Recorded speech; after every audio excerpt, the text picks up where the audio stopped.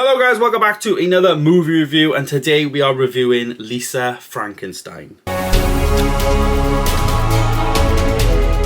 Lisa Frankenstein has come out last weekend it came out, and it is the new movie directed by Zelda Williams, who has directed 3 films, this one, Shrimp, and Kappa Kappa. Now, I've never heard of any of those 2 films, nothing at all, so yeah, have no idea. As for the film though, we do get Kathryn Newton, who appears in this film, who you guys might recognise from Ant-Man and the Wasp. She played Cassie Lang, which is Paul Rudd's daughter in the movie, and we saw her in like an outfit and stuff like that in Quantumania, so. And you'll also recognise Cole Sprouse, you know, The Suite Life of Zack and Cody. He is one half of them, I guess, one of them.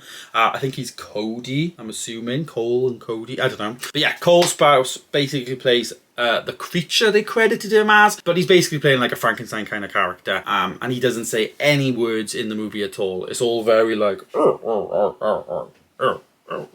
If you've seen Hocus Pocus 1, it's like the guy on there, like the zombie guy on there that comes out the grave. Very similar to that. That was just exactly what it reminded me of. But the film itself, Lisa Frankenstein, is an interesting one. I went into it not expecting much, you know, 100-minute film. It seems a bit like, you know, we may get a bit of comedy in there, and it may be alright, you know, but it's not gonna do anything that I expect. And I probably went in there thinking 1.5, 2 star at best, you know. But honestly, it surprised me. It's not, you know, we're not talking Dune Part 2 level, guys, but it surprised me in terms of, you know, I feel like this is one of those films that we don't get many like Halloween-y, vibey films, you know. This could be one that people reach for in the future to grab just to watch around Halloween time. And I think it was quite good in that sense. Definitely not scary, no horror elements in there, but it felt a bit like an indie film, you know, very independent, very like small budget, but also at a high standard, if that makes sense. I think the directing was fantastic. I think the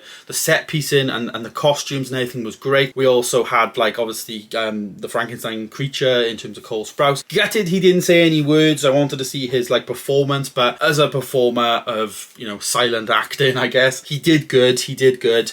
But it was all down to the lead of the film, Lisa, who was Lisa, obviously, and played by Kathryn Newton. She was like great, and she went on this journey of being this like dorky, nerdy kid, to by the end, like, you know, really becoming a different person. Really, they go on this journey, and it's a bit of an out there journey. It's definitely not realistic. I mean, Frankenstein's coming up from the grave and coming back alive as a zombie, so it's not a realistic film, but it's got some good moments in there, some good like set piecing, and yeah, I really enjoyed like aspects of it. Like my enjoyment level would be like up here, but I think there's definitely some things lacking in the movie. There's definitely some things in there that, you know, that could be improved upon. I felt like the score for me was quite inconsistent. Like it was quite dramatic at some times and then very missing at other scenes where you kind of expect it to be. That's just the vibe I got. I was like, is the sound up? Like, is the music on? You know, so it just made me want to like make sure that, you know. But rating the movie then, Lisa Frankenstein, what have I scored it? As I say, I went into it expecting to be like a 1.5, 2, but I actually came out giving it a 3 star. You know, it's, as I say, a 6 out of 10 kind of vibe. 6, 7 out of 10 is the vibe that I would give it. I think the performances were decent. I think we just needed a little bit more story, a little bit more happening, because it was very same. Some of the prosthetics that they used were really good. Obviously, Cole Sprouse was dressed up as like a Frankenstein kind of creature character or whatever, but there were certain elements that, like, he lost his hand, so they like sewed a hand on. He lost a ear, I believe, and they sewed a ear on. So like he had these, like, obviously would have been his ear, but they dressed it so that it looked sewed on, and same with his hand. They were done really well, really, like, you know, to a high standard. It just looked very good. But as I say, it just needed maybe a bit more money, maybe a bit more budget, maybe, you know, a little bit more, but it just couldn't have that. But as I say, this could be a film that you definitely should look into. I probably will pick it up. I don't think it'll be like a day one pickup, but like if I see it in Kex for like a £5 or something, I think I'd definitely like to have this on my shelf. It'd be one of those ones that I'd watch, like, as I say, around Halloween, or if it's on like a Netflix or something in the future. But yeah, go and give it a go. If you're into that type of thing, it is definitely worth checking out. But there it is, guys. There's my review of Lisa Frankenstein. A 3 star, surprised me,